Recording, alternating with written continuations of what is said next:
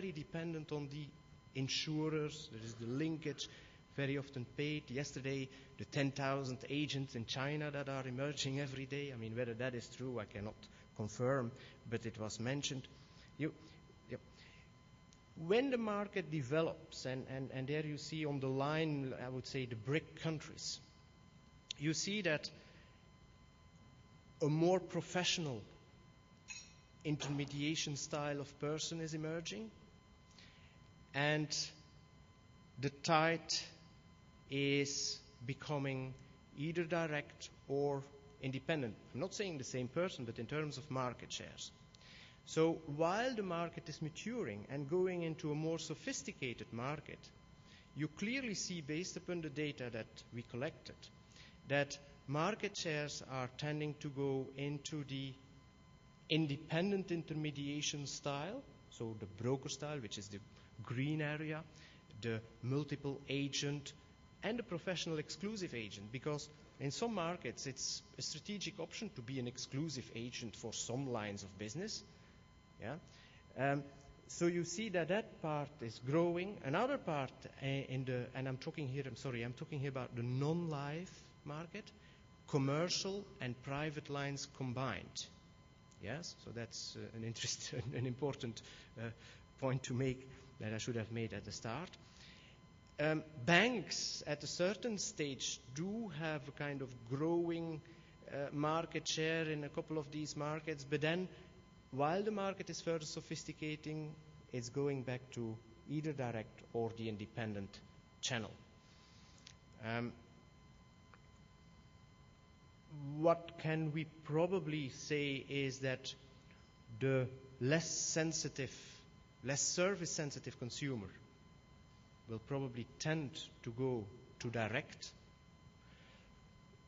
for commoditized products, as far as an insurance product is commoditized, but there is some perception there.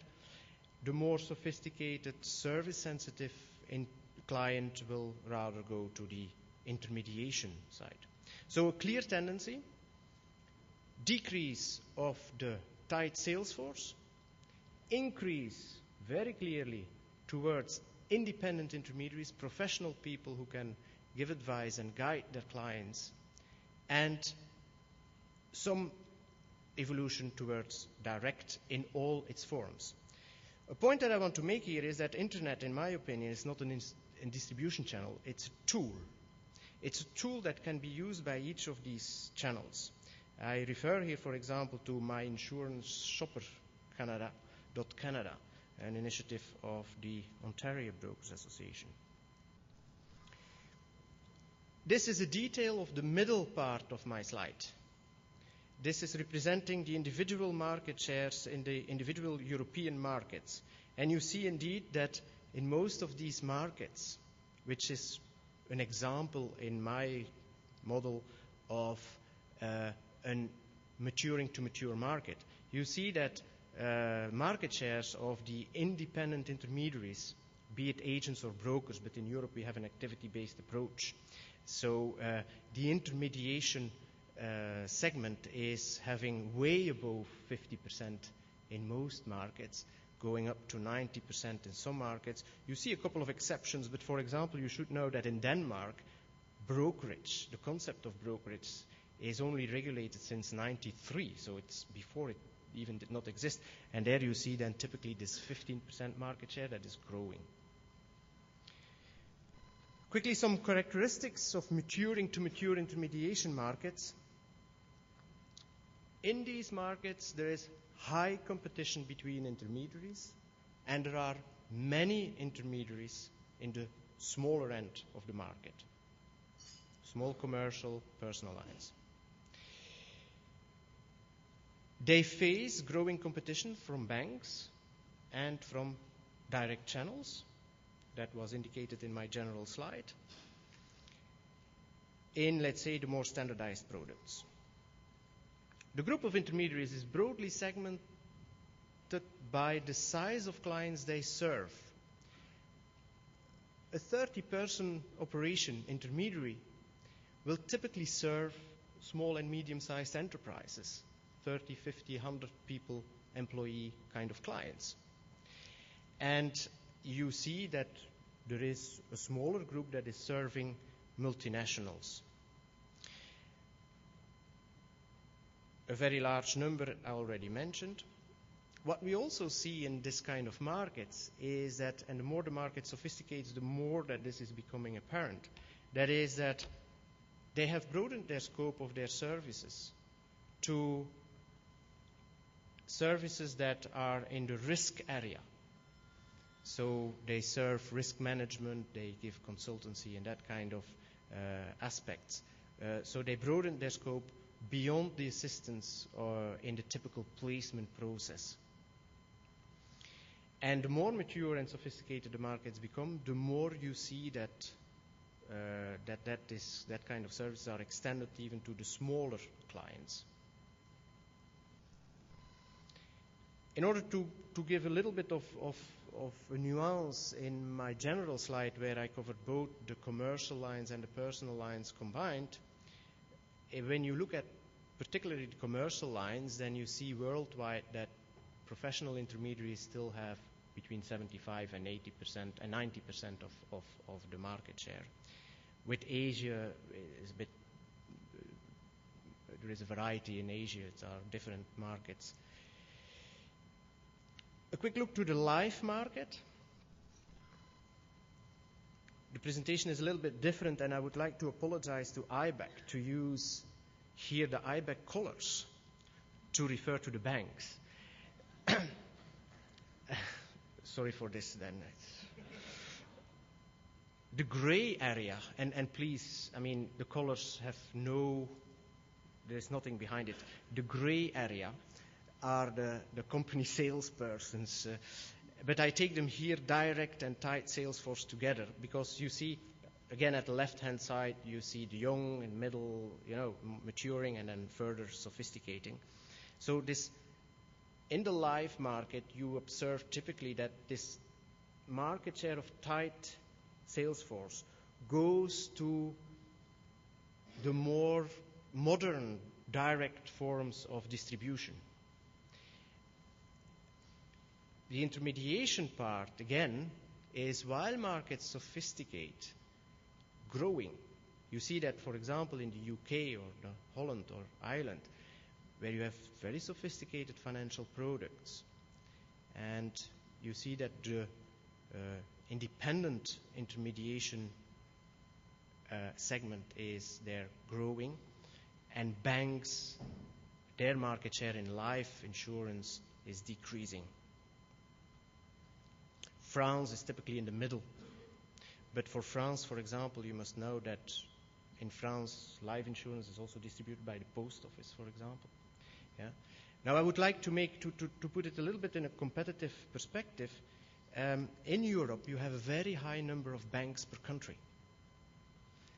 Belgium, for a 10 million population, has more than 100 banks. Germany has 2,000 registered banks and financial institutions. Now, I'm not saying that all that are big banks, but you see the numbers, so that puts all this in a little bit of a competitive perspective. Some drivers of change. I think that in the future, when we think about what is the next step on my general slides, when we think about that, nobody can predict that. But when we think about that, more than in the past, we will have to think in terms of segments. Personal line segment, life, non-life segment, small, medium-sized, commercial, large, industrial. You can add to this multinational. You can fine-tune the segments. And what I would like to do is to explore with you a couple of elements that I think that will be instrumental or that will be decisive in shaping the future, in looking at what is to come. Now, the elements that I will give from a theoretical perspective, you could maybe put them into a kind of formula and then give each of these elements, take as a variable and give it a weight or something, but that would be rather theoretical. In practical terms, there are sometimes insurance intermediaries who come to me and say, give me a couple of elements so that I can think about my strategy for the future. Well, these are then the elements that I give here from my public affairs point of view, these are the elements that I give these people, and then I say, go for the weekend to the beach. Put these things into a kind of matrix and try to position yourself into that matrix. Fine-tune it, make sub-elements, and from there you can then try and find your own individual position in that market. And that can be, I remain small in my local community, or that can be, I want to grow into a multinational, and everything that is in between. Now, let me give you a couple of these elements that, of course, if you take all these individual matrices together, and if everybody will do this exercise, and you would put all these matrices together, then you would rather have macroeconomically kind of view of where the market will go. All these elements also interact with one another. And again, it are open doors, but I still list them. The general economic situation, obviously, worldwide, national, local. I think here about an intermediary who is living in a city, and nearby the city they plan a local new airport. I mean, this changes a couple of reflections of an intermediary in that city. The insurance market cycle, obvious, where in the cycle are we, where is it going? It's having an impact on distribution and on intermediation. And please remark that I make a distinction between distribution and intermediation. The level of competition in the market, not only between intermediaries and alternative forms of distribution, but also between the carriers. How active is the market in terms of competition? How many products, different products are there in the market? Is there room to develop new products or new services? Or can you somewhere wrap these products and make new services? So the level of competition is an important element when thinking in terms of future. Also, what is the policy in this respect of a country? So regulation is also intervening at that level. Regulation not only in terms of regulation of the intermediation sector, regulation of the insurance sector, but also regulation in terms of regulation for your clients. Where is it going? It impacts business opportunities or challenges. The changing insurance market, remember my very first part, of course, the insurance market is changing. All the elements that I mentioned there have to be taken into consideration when we are thinking in terms of insurance distribution. Capacity to innovate. When you look to the world, then since, let's say, internet or the telephone, I mean, are there real innovations that can drive an economy forward? Same may be true for insurance. I mentioned it already. We are going to look for alternatives to insurance for risk transfer. What will be the reaction of insurers to that kind of developments? How flexible is the market to really innovate? And again, what is the role of intermediaries there, and how can they position themselves in that? So I believe that is one of the major issues, is innovation in the insurance sector, and that from various perspectives. And then, of course, you have to take into consideration efficiency, profitability, cost control. If your business is not going to be profitable, then maybe you better do not start it. But I think there are ways to have cost control, to do things to make it more efficient at all levels. More sophisticated products require more advice. And we are living in a sophisticated market, so this is possibly a reality. State social security systems, for example. Here you could take as sub-elements aging population. What's the policy of your country in terms of social security? If you compare Belgium with Canada, we discussed it yesterday. In Belgium, if you want to give somebody a bonus of, let's say, 8,000 euros, it would cost the company typically around 28,000 to 30,000 euros. Now, of course, in that is an enormous social security aspect, right? But even in Belgium or in the continental European market, you see governments promoting the Pillar 2, 3, and even the Pillar 4 now in terms of savings for old age, health insurance. So the policy of a country, the policy of a market, the general tendency is, of course, a major element that will impact our industry and also insurance intermediation. Information technology, two cutting-edge sword, is that what you say in English? It can facilitate, of course, alternative forms of distribution, but it can also perfectly facilitate more independent intermediation. It has an impact on the back office. It has an impact on the front office. It may create opportunities to partner with your client or to partner with your insurer into the chain of services that are offered to this market. So a lot is going on there, and I realized that in Canada, I was told yesterday, you have a very, very, very high degree of people sitting in front of the internet every day. I was rather surprised to hear that. Well, when I compare it with Europe, for example, I have the impression that we are lagging a little bit behind on that aspect in Europe. But people go more and more to the internet to find information. Now, here again, they can find the good information and then make immediately their decision upon that information. But on the other hand, it could also create more questions and turn people into the more personal advice style of things. So it's all two cutting swords, and there are pros and cons, and I think when thinking about this, you have to see this in its local or in the context of what your own strategy you want to be. Internationalization requires international umbrella solutions, but in insurance, typically, you will see that a client will ask local service. So that's another element you have to think about. To conclude, and I just want to deal with this one, and a further element is, it was mentioned yesterday also, capacity to attract high-quality trained people. It's an issue for the reinsurance market, but there apparently they have higher salaries than in the direct market, so in the intermediation market is still different. But it's true that intermediation insurance is a fascinating business. It's touching upon every aspect of somebody's life.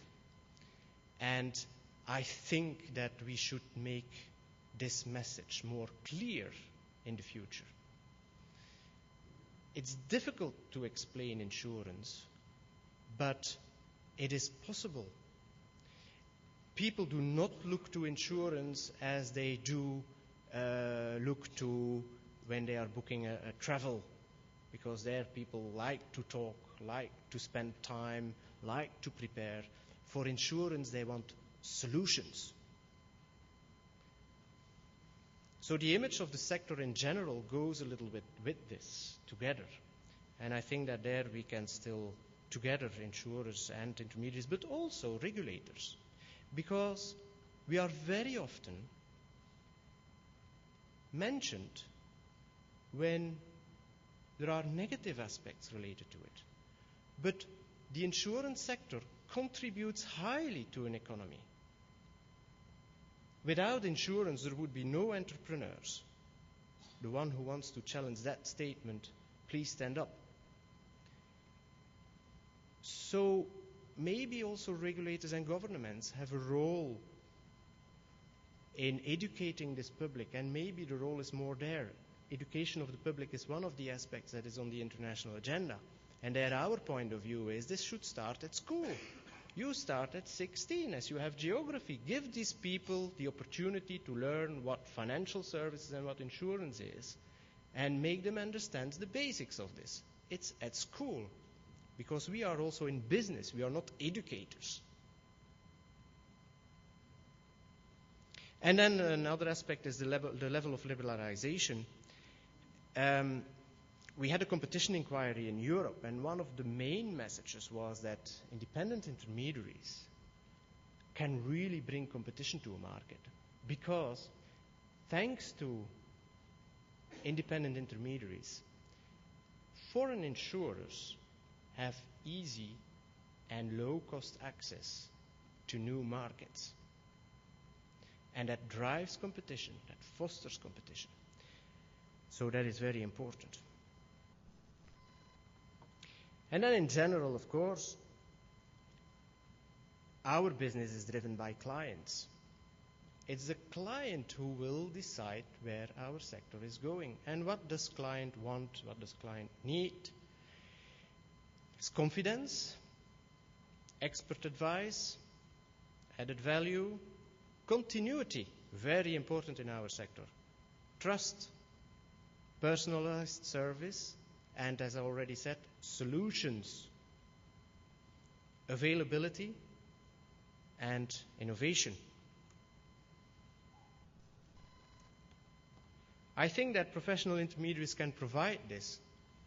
And when we think about the future of insurance intermediation and other distribution channels, I'm not going to make any conclusions, but I think that it is clear from my presentation where the future lies, and I thank you very much for your attention.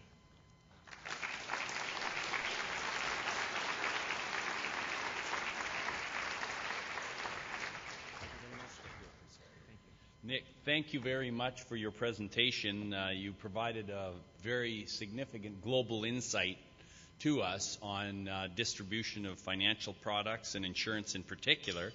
We're very proud of the fact that somewhere in excess of 75% of the business in Canada is still done through brokers, and brokers provide professionalism, expertise, and choice in our insurance marketplace, and we're proud that they do an excellent job for us in our jurisdiction in Canada. So on behalf of all of us here, we'll present you with this certificate that affirms a contribution being made to WIC for your participation in our program today.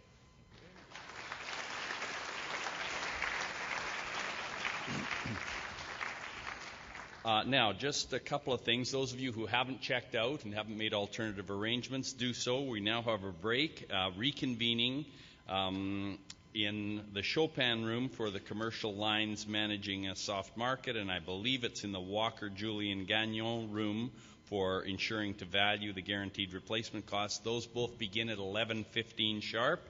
And right now the networking break is provided by sponsorship of Lloyd's. And is there any other announcements that need to be made? I don't think so. Pardon me? Oh, absolutely. Andrew Coyne is going to be our keynote speaker. You don't want to miss him at our luncheon beginning at 12:15. Talk to you later.